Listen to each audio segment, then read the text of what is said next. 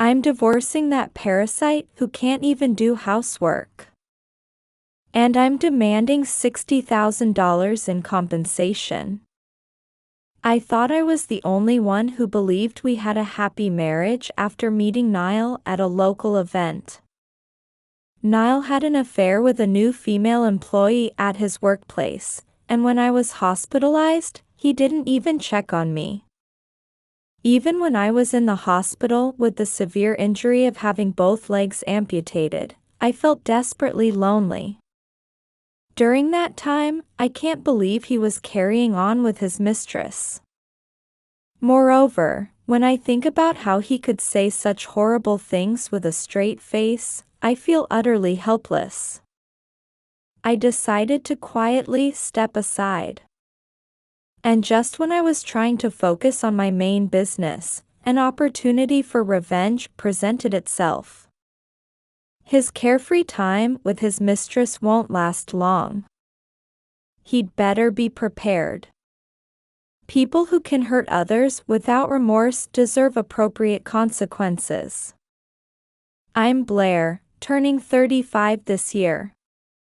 After graduating from college, I've been working as a part-time employee at an office while helping with the family business. When I first started working part-time right after college graduation, some people gave me skeptical looks, but I've gotten used to those reactions now. There's no need to explain that I work this way because of my parents' advice to gain experience in other jobs while learning the family business. Some people say, "You're young, you should work as a full-time employee," but everyone has their own circumstances, and I wish they'd mind their own business. Recently, I've become more accustomed to the family business and have been entrusted with most of the work. Eventually, I'll need to be able to handle the business on my own, so I need to train hard now. I met my husband Niall at a local business event. My part-time workplace asked me to help with the event. Being someone who can't refuse when asked, I ended up participating in this unfamiliar event. Though I was there for work, I met Niall, who was working at the neighboring booth. It's rare to see a woman participating in this event. Oh, really? This is my first time. Are there usually not many? Very few, so it caught my attention. I participate in this event every year, so please don't hesitate to ask if you have any questions. At first, it was just polite conversation, but as we talked during breaks, he became someone I found intriguing. It didn't take long for us to exchange contact information and start regularly communicating. Though we were an odd pair, outgoing Niall who could talk to anyone and shy me, we couldn't have been more excited when discussing our shared interest in manga. As we visited various manga-related locations and museums, we became more aware of each other and started dating. After dating for a while, on our second Christmas Eve, while walking through the lit-up streets, Niall suddenly stopped. "I've been interested in you since we first met at that event. Will you marry me?" "I'd be happy to, if you'll have me." And so, Niall and I got married. Married life was pure happiness. Though work could be challenging, I had someone I loved to come home to. I loved those peaceful moments at the end of the day when we could talk about various things. However, I never imagined that such happy daily life would start unraveling from a small loose thread. Continued in next part. About 6 months after our marriage, Niall came home with flowers one day. "Welcome home. What are these flowers for?" "Got them from someone at work. They said to display them at home." "Do we even have a vase?" "Come on, get it together. You're ruining the beauty of these lovely flowers. Saying this, Niall went into the bedroom. The flowers he brought home were yellow roses. I thought it was unusual to give flowers for no special occasion, especially yellow roses, and decided to put them in a jar we had at home after he left. The next day, Niall came home with a small box. The woman who gave me the flowers yesterday also gave this as a wedding gift. What could it be? A vase? The small box handed to me was labeled as a vase. It is a vase. Maybe she was thoughtful since we don't have one at home. I put yesterday's yellow roses in a jar we had and displayed them in the entrance. Thanks. I noticed Niall's slightly panicked expression. The flowers were already displayed.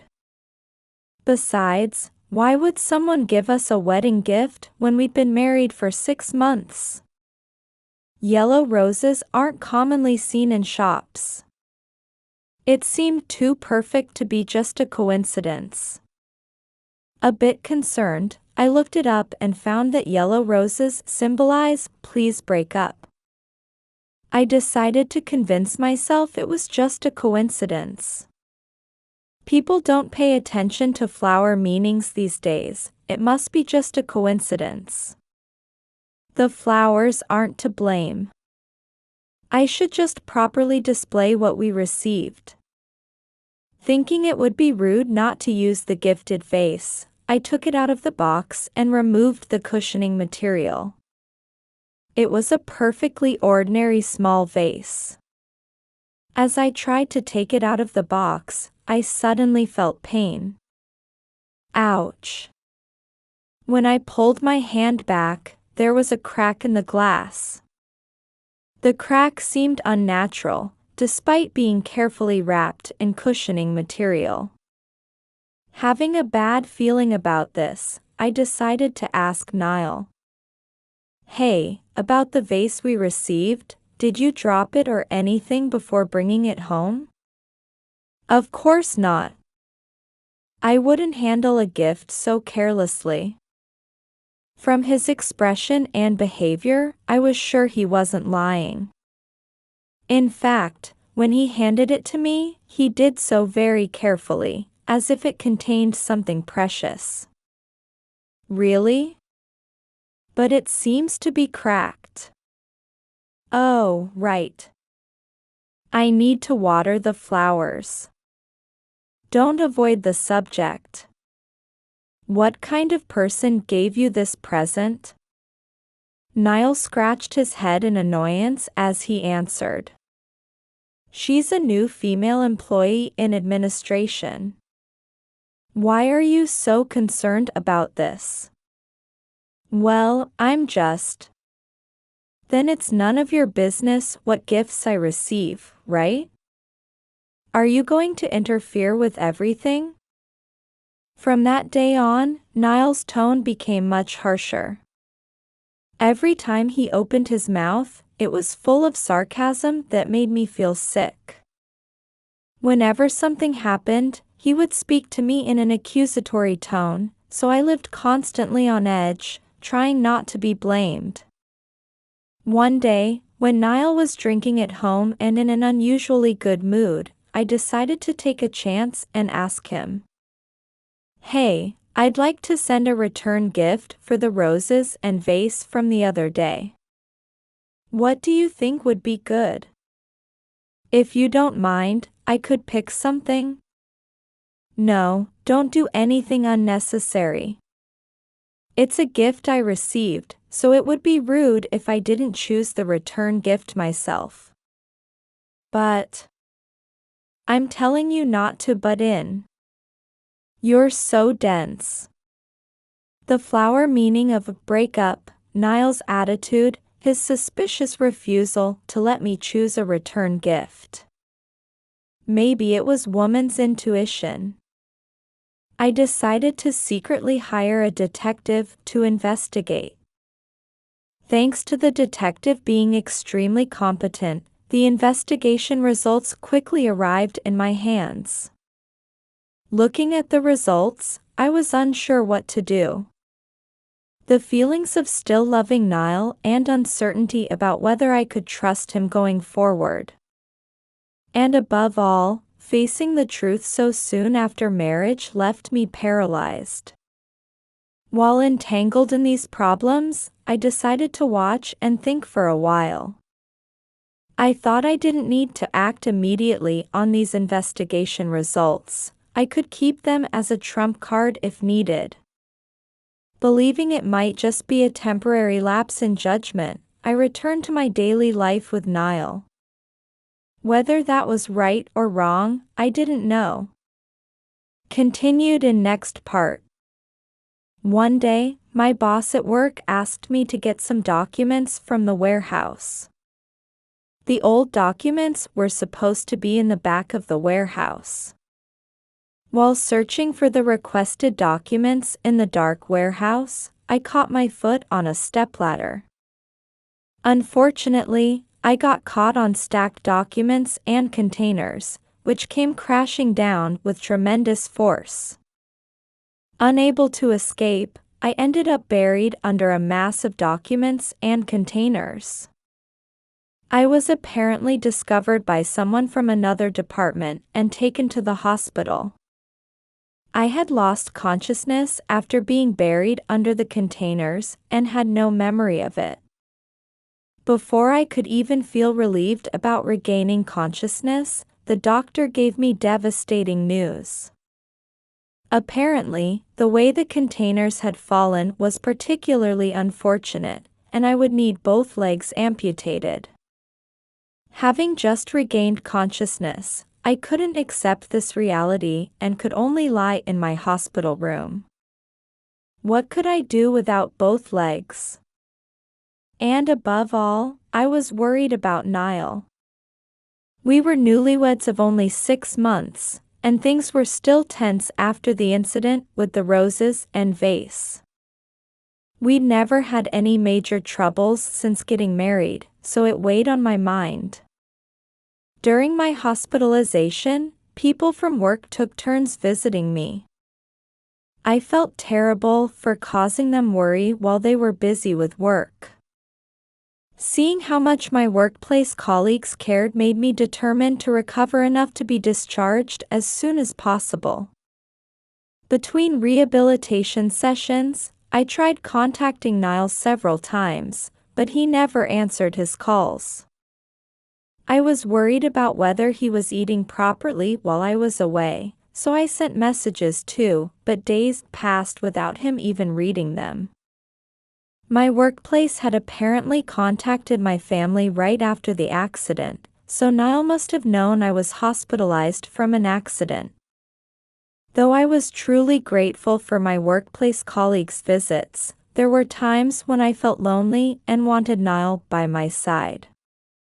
I never knew it could be so painful to have someone not there when you need them. However, I couldn't keep dwelling on such weaknesses. Normal daily life would return after discharge, so I had to focus on rehabilitation to function with prosthetic legs. In the end, there was no contact from Niall until the day before my discharge. When I finally informed him about my upcoming discharge, he sent back just a one-word message, "Okay." I could only stare at the screen. In the end, a particularly close colleague from work came to pick me up when I was discharged. Having been hospitalized for so long, returning to normal life was more challenging than I'd expected. Working with unfamiliar prosthetic legs was physically demanding. Fortunately, my work was desk work, so the accident didn't prevent me from working, but it was still challenging nonetheless. What concerned me most was that I hadn't seen Niall even after being discharged. Since he had at least sent a message the day before my discharge, he must have known I was being discharged. The discharge was on a weekday, so maybe he had work he absolutely couldn't miss. However, what could explain not seeing him at home for days after discharge? Was he coming home late after I fell asleep and leaving before I woke up? However, there were no signs of anyone else having been in the house. There had been times before when Niall's work kept him late, but not seeing him for days made me anxious. While sitting in the living room looking at my phone and hoping he hadn't gotten into an accident or something strange, I heard the door open. When I turned around, Niall was standing at the door. He was holding a large Boston bag, and though he showed signs of noticing me, he immediately tried to leave the room. Wait a minute. Where have you been all this time? Shut up. It's none of your business. How can it not be my business? You haven't been in contact at all and haven't come home for days. Of course I'd be worried. That's what's annoying about you. He shouted while throwing the Boston bag he was holding onto the floor. Nothing good ever comes from being with you. Always meddling in everything. What do you mean by meddling? I'm busy with work, and you go and get injured. Your company people told me to go to the hospital, but that's none of their business. Thanks to that, I lost a business deal that was almost finalized. It was a $100,000 contract, but it's gone because you got injured. What are you going to do about it? How could my injury cause his work contract to fall through? As I was about to ask if such a thing was possible, Niall slammed the dining table nearby. Anyway, being with a jinx like you will bring misfortune to me too. Take responsibility and divorce me. What? Why so suddenly? Without answering my question, Niall took out a piece of paper from the Boston bag and thrust it in front of me. I'm divorcing this parasite who can't even do housework. And I'm demanding $60,000 in compensation. Divorce? Compensation? Of course. You caused me mental anguish and interfered with my work. Could such a thing be possible? Was this person speaking seriously with a straight face really the man I once loved? As I struggled to respond, he pressed closer. Your only answer is yes. I won't accept anything else. Yes. I had no energy left to cry, and could only sign the divorce papers Niall handed me. You submit the divorce papers. I'm too busy. I promptly submitted the divorce papers. Now I'm single. I don't have time to dwell on this. I packed my belongings and left the house. When leaving, I deliberately took my time getting ready. Maybe I was hoping Niall would reconsider one last time. However, my hopes were in vain as Niall clicked his tongue and glared at me. Just get out already. You don't belong here anymore. Niall grabbed my bag and threw it out onto the doorstep. I never expected our life together to end so quickly, but it can't be helped. But maybe this was for the best, since I hadn't fully grasped how self-centered Niall's personality was. In the end, Niall never really saw me at all. Those gazes I thought were looking at me must have been thinking of his mistress far away. Though I'm angry at myself for not noticing something so simple, getting angry won't turn back time. In this situation, I became determined to become someone who would make Niall regret his actions. Even though I lost both legs, I haven't lost my spirit. I won't let myself be defeated here. Time won't wait for me, so I'll just do my best with what I can do now. I decided to focus on work as usual. My main business is real estate management. Managing the real estate company inherited from my parents brings in about $9 million annually in rental income.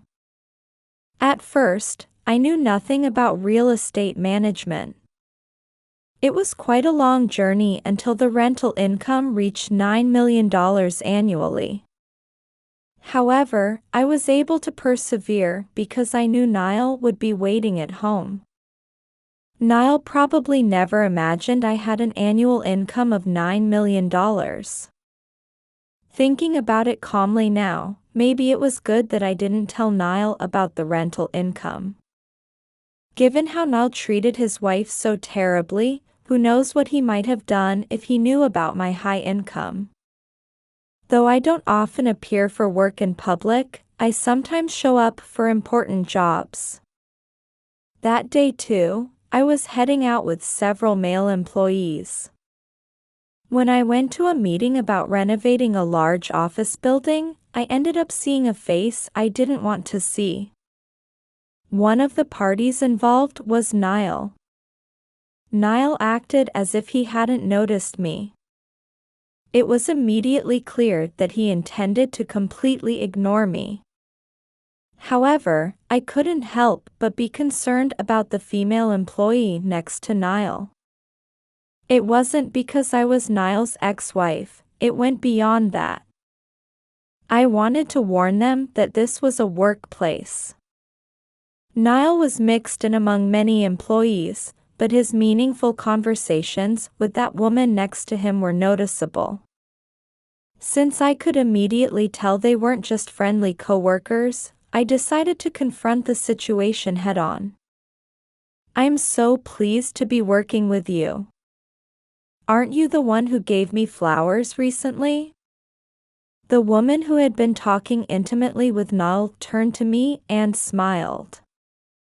Did you enjoy the yellow roses? I hadn't mentioned anything about yellow roses.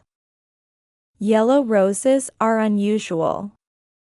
The fact that she mentioned them so casually confirmed she was the one.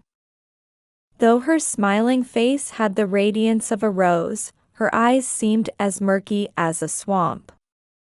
She was terrifyingly impossible to truly understand what she was thinking or plotting.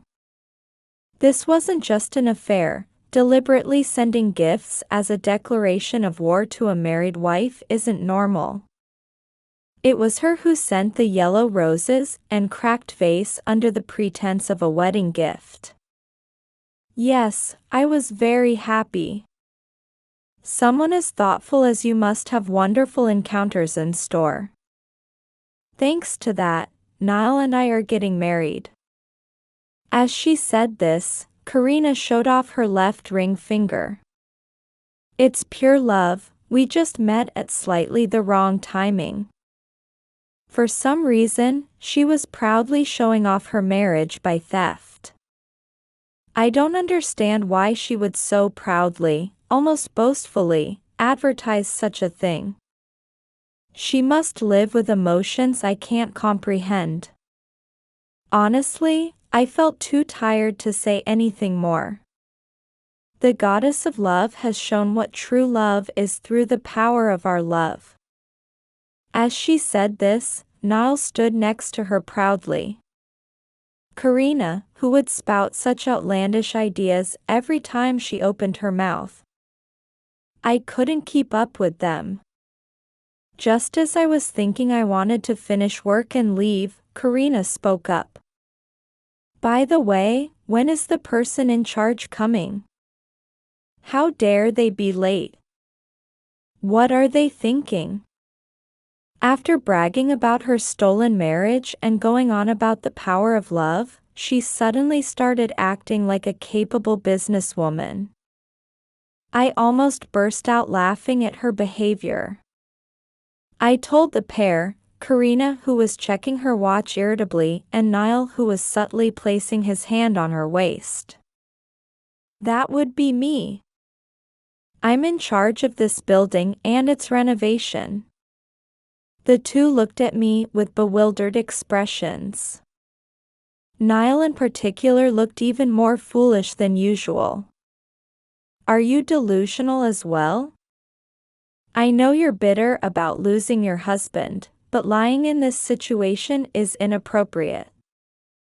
She had decided my statement was a lie, so this was her response. However, Niall suddenly had a realization and pointed at my face. That can't be right. You're just an office worker, aren't you? I was helping with the family business while doing office work. The family business being this, I didn't see any need to mention it before. But it's none of your concern anymore. Niall and Karina still looked unconvinced, but after checking with the surrounding employees and stakeholders, they finally seemed to accept it. Niall even tore up my business card into pieces after doing a double take when receiving it during our exchange of cards. It was so absurd I had to laugh. This can't be. I won't accept this. You were just a lowly part-timer, and I got sick of you. This must be a lie, right? It's not a lie. And by the way, this is the first time I've seen someone tear up a business card. In all my years of exchanging business cards through work, I've never seen such extremely rude behavior. The office building renovation meeting proceeded as planned after that, but Niall and Karina looked quite pale throughout. Well, no wonder. It must be shocking to learn that someone you'd been looking down on is actually the building owner. As for Niall, he kept trying to catch my eye during the meeting so much that it was distracting. What was this attitude about, after he was the one who initiated the divorce? After the meeting, there was talk of having a social gathering. Since we'd likely be working together for a while, it would be smoother if we knew each other a bit better. Though it was a small gathering, they were having trouble making reservations for that day. While others were working out the arrangements, Niall approached me and pushed something into my hand. When I felt something odd and looked, there was a small folded paper and a candy. Opening it, it read, "Shall we slip away together?" What was he misunderstanding? That kind of invitation to an ex-wife is inappropriate. I did a double take at him out of sheer disgust. Noticing this, Niall, for whatever reason, winked and made a finger gun gesture at me. Though one should properly stay until the end of work-related social gatherings, I absolutely couldn't stay with a group that included Niall. I briefly explained the situation to a subordinate and quietly slipped away from the gathering without participating. I ran through the crowd, praying Niall wouldn't notice. 5 days later, I had an unbelievable number of missed calls. Checking them, they were all from Niall. Looking closer, he had also left messages. The number of messages was 33. For someone who should be working, to make so many calls, he must be quite idle. Since I'd be troubled by more incoming calls, I decided to call him back. What is it? I'm busy, so all these calls are troublesome. Just tell me what you want quickly. Hey, why don't we start over? What are you saying? Has work driven you crazy? I'm being serious here. You're the only one for me. You made me realize how irreplaceable you are. Whether drunk on his own words or not, Niall's cringeworthy poetry continued. I wasn't in my right mind back then. You feel the same way, right? Don't lump me in with you. Besides, weren't you the one who brought up divorce? You ignored me when I was injured. No, I wasn't ignoring you. At this point, I decided to play my trump card. It was Karina, right? I had you investigated before. You were going to her house after work on weekdays. Even when I was hospitalized. Niall seemed to give up, admitting it surprisingly easily. Yes, I was going to Karina's house then. You were in the hospital, but I thought you'd be fine since you were being taken care of there. In the end, you were just busy being with Karina, right? I hear you married her, so it doesn't matter anymore. I was just being led astray by her. It's not too late. Let's start over. You must be having a difficult life now, right? Won't you struggle without me? Oh, I know, we can hire a housekeeper. I don't mind having other people in the house. As I was speechless with amazement, he continued talking as if he'd had a brilliant idea. I'm willing to throw away my job to support you. That's how committed I am in contacting you now. You've always been someone who put work first. For someone like you to say you'd throw away your job to devote yourself to me. Yes, if I can live with you again, work doesn't matter. I'm so happy. I hung up the phone there. Knowing Niall, he would surely act exactly as I imagined. I immediately headed to the city office after hanging up. What I submitted at the office was a marriage rejection notice. With this filed, Niall couldn't submit a marriage registration on his own. 2 days after going to the office, I got a call from Niall. Hey, they said something weird at the city office window. What do you mean by weird? Something about not accepting the papers. What? What are you trying to say? Be clear. I'm not free either. The marriage registration. I quit my job to be with you, everything was ready, but I got stopped right at the start. Though Niall was trying to play it off lightly, you could hear the panic in his voice. I decided to tell him the truth. They wouldn't accept it? Of course not. I'm appalled to hear you tried to submit a marriage registration without permission. Huh? You mean I can't marry you? What should I do? I quit my job. Quitting your job was your choice. I never told you to quit. That's the result of you rushing ahead on your own. I hung up after saying that and blocked his number. I should have done this sooner. Continued in next part. The peaceful days continued for a while, but they were shattered in an instant. A woman appeared before me. In disheveled clothes, with messy hair and sharp upturned eyes. This is all your fault. No one at work talks to me anymore. Niall's disappeared somewhere. What are you trying to do? Take responsibility.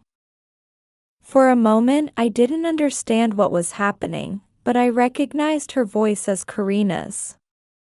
There was no trace left of how she had proudly talked about the yellow roses.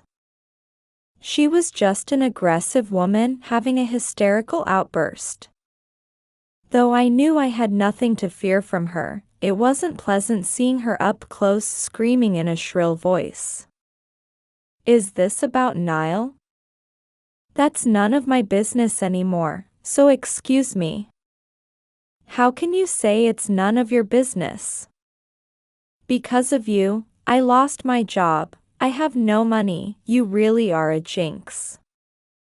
With this one comment, I finally understood something. You two are very much alike. You're perfect for each other. What do you mean? Niall called me a jinx too. Like a parting shot when things didn't go his way. So what? You are a jinx. What's wrong with stating facts? Why don't you think about what's wrong yourself? I have no obligation to teach you, and you're being a nuisance. If you continue stalking me, I'll call the police. At that, Karina lunged at me in rage. The force almost dislodged my prosthetic leg, making it hard to keep my balance. I fell, and the personal alarm I always carried started blaring. People around us turned to look at the noise. As I was being manhandled by Karina, the police arrived. Apparently someone who witnessed the commotion had called them. I explained the situation to the police and had them check the security cameras. They confirmed I was not at fault, and to prevent this from happening again, a restraining order was issued against Karina. Why do I have to go through all this? Why? Perhaps because it was wrong from the start to have an affair with a married man and try to steal him? I'll be requesting compensation through my lawyer, so please respond accordingly. I decided to demand compensation from Karina because I couldn't let her get away with this without consequences. I wanted her to suffer as the person responsible for destroying my marriage with Niall and having the affair. I later heard through the grapevine that Niall had apparently rushed headlong into imagining a life of leisure after remarrying me, which is surprising. He had imagined divorcing Karina, remarrying me, and living an easy life off the rental income without working. It's astounding. As a result, he's apparently having considerable difficulty finding new employment. As for Karina, word spread around the office about her involvement with a married man, and she's in an extremely uncomfortable position. However, between the compensation she owes me and needing to work to survive, you could say this is the result of being blinded by immediate desires and money. Though it's not my concern, she's an adult and should have controlled her emotions and acted properly. My real estate management business is thriving, and I live off the rental income. Though living off rental income might sound nice, the various tasks required to maintain that income are actually quite challenging. Since all the work involves large sums of money, I'm always tense. Being constantly tense means no time to relax, and honestly, it's quite tough.